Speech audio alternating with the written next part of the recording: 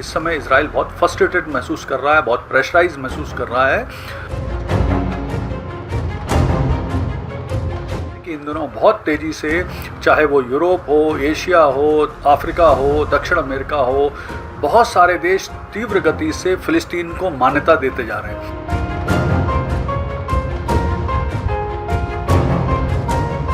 Israel चाह रहा है कि पूरा कब्जा स्थापित हो, पूरी दुनिया को दिखाया जाए कि आप कुछ भी करो, यूएनओ कुछ भी करे, दुनिया के देश कोई भी मान्यता दे, हमारी जो एग्रेसिव नीति हैं, हमारी जो फिलिस्तीन को लेकर नीतियां हैं, उनमें कोई भी चेंज नहीं होने वाला।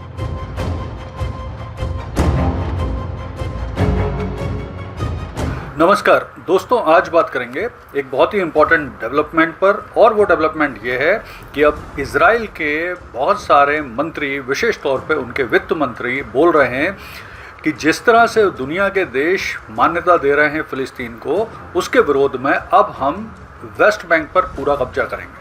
तो आइए इस पूरे घटनाक्रम को समझने की कोशिश करते हैं और इसके भविष्य में होने वाले डेवलपमेंट को भी जानने की कोशिश करते हैं।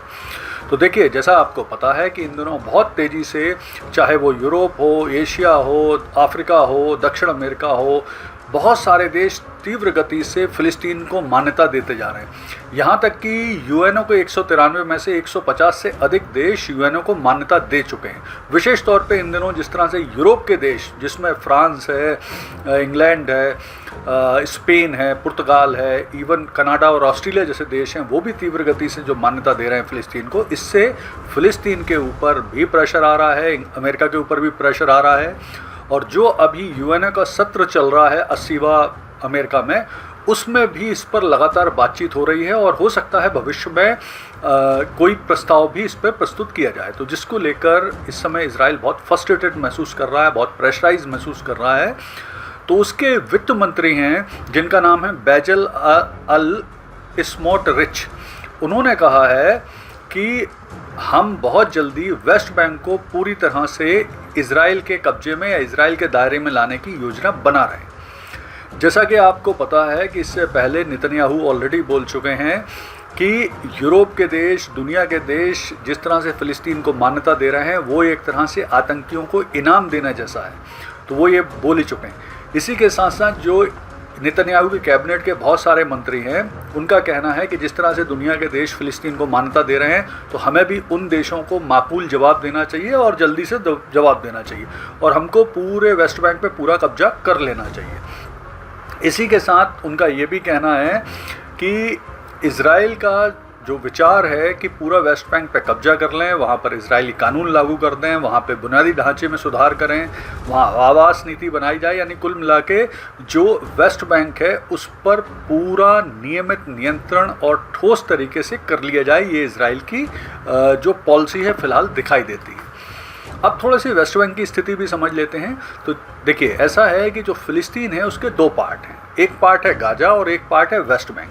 दोनों में कंपैरेटिवली अलग अलग सरकारें हैं। जो गाजा वाला पार्ट है उसमें हमास की सरकार थी, और जो वेस्ट बैंक वाला पार्ट है इसमें पीएलओ यानी फिलिस्तीन लिबरेशन ऑर्गेनाइजेशन की सरकार है। जो ये पीएलओ सरकार है ये अपेक्षाकृत ज़्यादा शांत है, ज़्यादा प्रशासनिक फोकस है, आतंकी गतियों में उतनी संलग्न भी नहीं है, यहाँ से हिंसक गतिविधियाँ भी उतनी ज़्यादा नहीं होती हैं।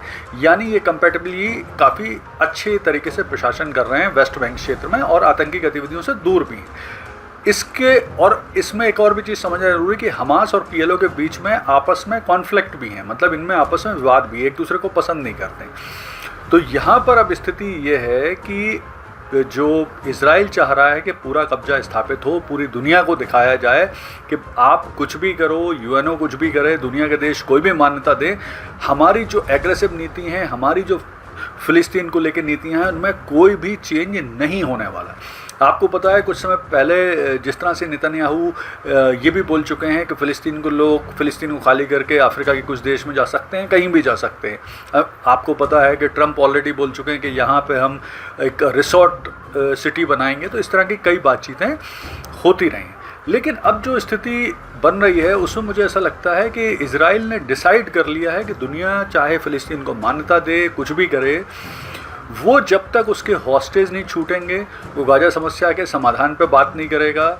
इसके साथ साथ अब उसने जिस तरह से देश मान्यता दे रहे हैं और जिस तरह से उसको लग रहा है कि यूएनओ भविष्य में फ़िलिस्तीन को लेकर कोई प्रस्ताव भी यूएनओ में आ सकता है, तो इसको लेकर वो ऑलरेडी अपनी जो और पॉलिसीज़ हैं फ़िलिस्तीन को लेकर उनको लागू करना चाहता है, जिसमें जो अपेक्षाकृत शांत वेस्ट बैंक क्षेत्र है, वेस्ट बैंक में भी यहाँ पर ध्यान रखना जरूरी है कि यूएनओ के विरोध के बावजूद भी इजराइल लगातार अपने सेटलमेंट यानी अपने लोगों को बसाता रहा है। इस पर भी काफ़ी दुनिया के देश विरोध करते रहे। यानी कुल मिला के अगर देखा जाए तो फ़िलिस्तीन के मामले में इजराइल की जो पॉलिसी है वो उस पर ही चलने वाला है। दुनिया कुछ भी कहे, यूएनओ कुछ भी कहे, उसे डर नहीं है, क्योंकि उसको एक चीज़ बहुत क्लियर है कि जो अमेरिका है वो अपने वीटो पावर के साथ उसके साथ खड़ा है। तो यूएनओ में कोई भी ऐसा प्रस्ताव जो इजराइल के खिलाफ आएगा, फ़िलिस्तीन को लेकर आएगा, उसमें तो 100% अमेरिका वीटो करेगा ही।